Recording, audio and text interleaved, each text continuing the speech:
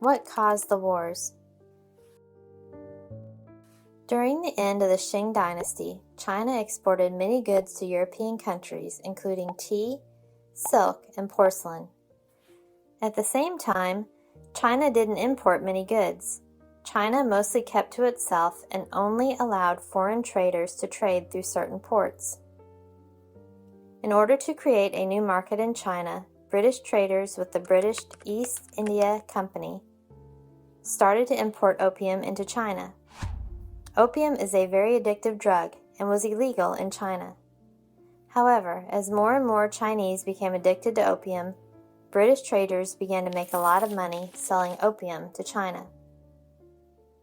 The Chinese government didn't want opium in China. Too many people were becoming addicted to the drug.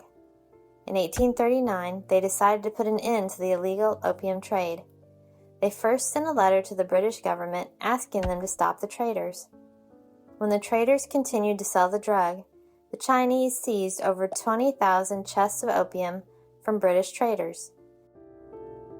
Soon, fighting broke out between the two sides and the First Opium War began.